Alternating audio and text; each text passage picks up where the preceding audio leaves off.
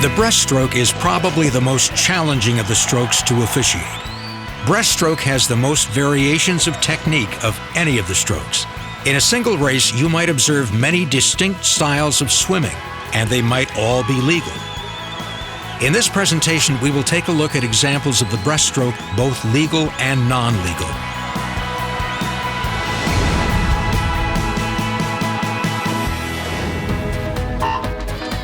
The official's responsibility begins as the swimmers enter the water at the start of the race.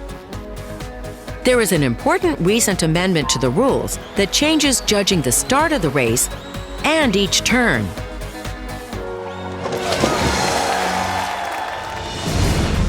First, we will address the arms.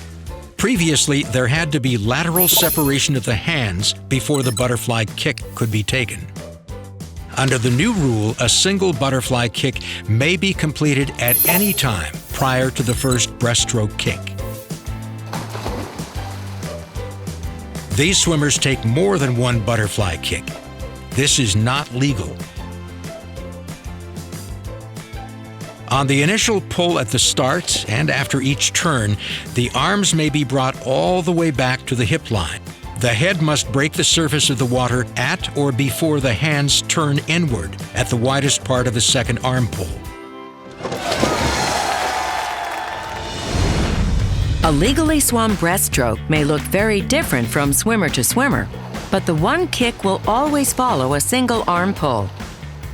Many breaststrokers have an undulating motion to their bodies when swimming.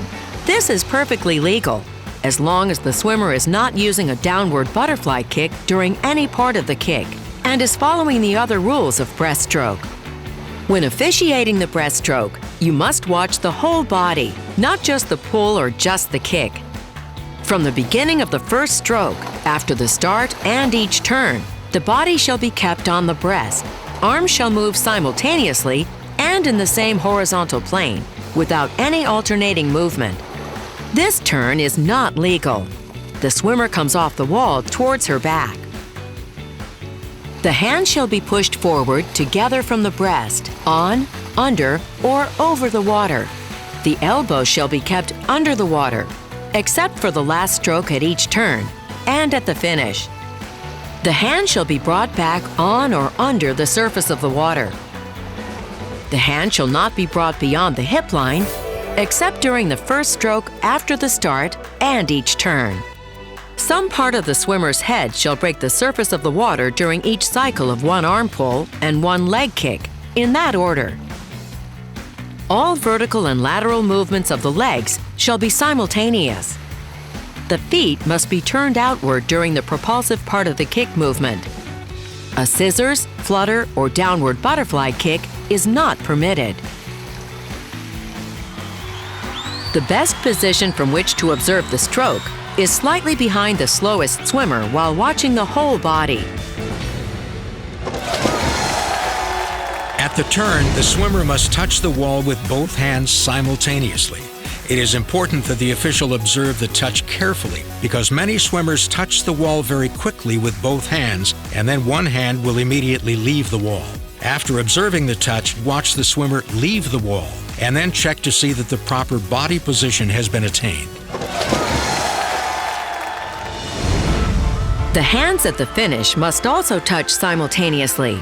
The hands do not have to be on the same plane.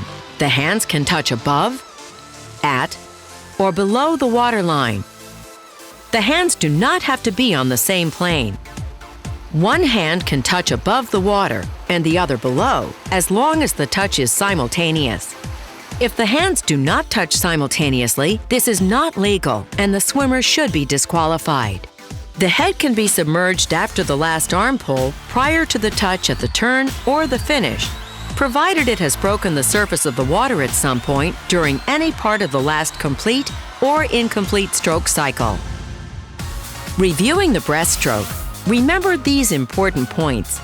A single butterfly kick may be completed at any time prior to the first breaststroke kick. After that, a scissors, flutter, or downward kick is not permitted.